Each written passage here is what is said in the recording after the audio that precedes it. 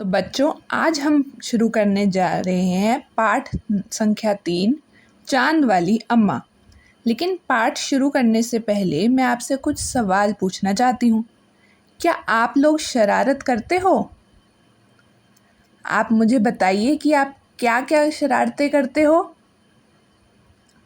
और यदि आपको झाड़ू, कागज़ या गुब्बारा जैसी चीज़ लेनी हो और उससे कोई शरारत करनी हो, तो आप क्या शरारत करोगे?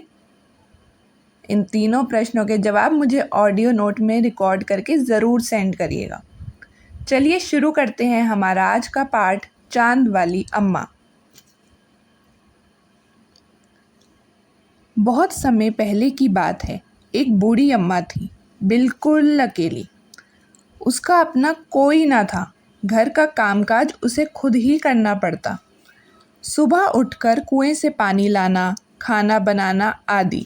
उसके साथ एक परेशानी थी। वह रोज़ सुबह उठकर जब घर में झाड़ू लगाती, तब तक तो सब ठीक रहता, पर जैसे ही वह आंगन में जाती और झाड़ू लगाने के लिए झुकती, तभी आसमान आकर उसकी कमर से टकराता।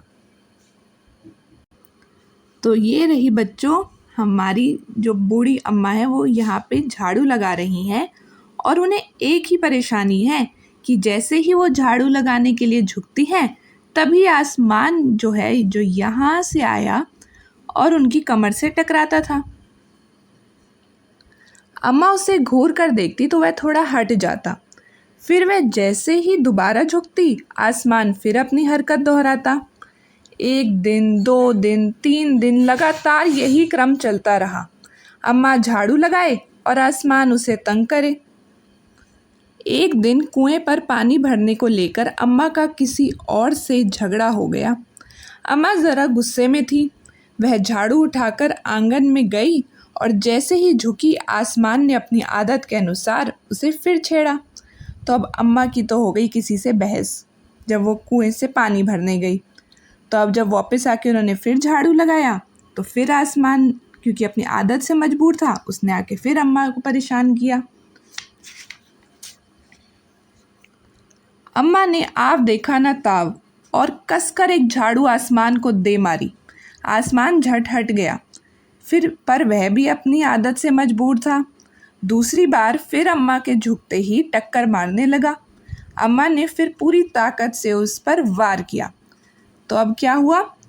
अम्मा ने ना आव देखा ना ताव, मतलब ना इधर देखा ना उधर, और कसकर जोर से पकड़कर झाड़ू को आसमान को मारा। आसमान झट से हट गया, पर वह भी अपनी आदत से मजबूर था। दूसरी बार फिर अम्मा के झुकते ही वो फिर आ गया टक्कर मारने। अम्मा ने फिर पूरी ताकत से उस पर वार किया, मतलब फिर से हमला किया अम्मा ने।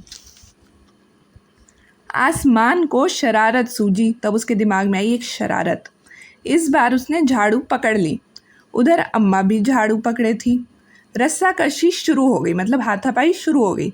झाड़ू का ऊपर वाला हिस्सा आसमान पकड़े हुए था, तो नीचे वाला अम्मा।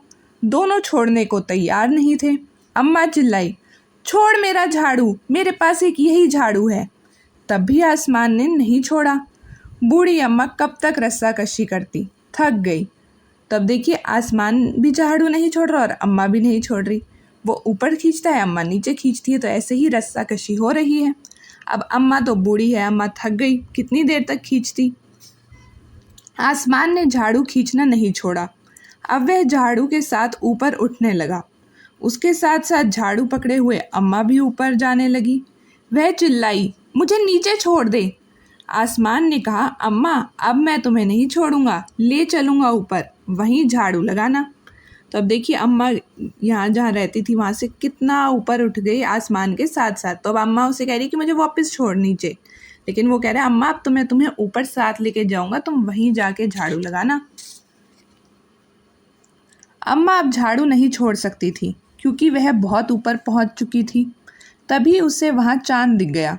झट अम्मा ने पैर बढ़ाया और चांद पर चढ़ गई, पर झाड़ू नहीं छोड़ी। आसमान को फिर शरारत सूझी। उसने सोचा, अम्मा तो चांद पर चढ़ गई है, यदि चांद उसकी मदद करेगा तो मैं हार जाऊंगा, इससे यहीं रहने दूँ।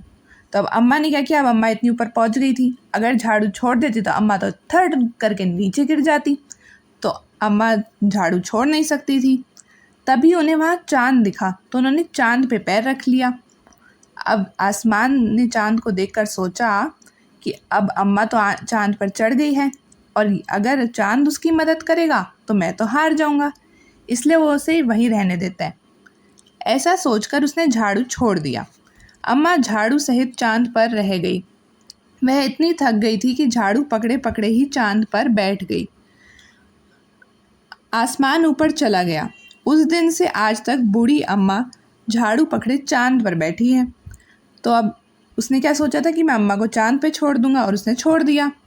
वहाँ झाड़ू छोड़ दिया तो अम्मा भी झाड़ू के साथ वहीं चांद पर रह गई। अब वो इतनी थक गई थी कि झाड़ू पकड़े पकड़े ही चांद पर वो बैठ गई। ये रही अम्मा झाड़ू पकड़े हुए चांद पर बैठी हुई।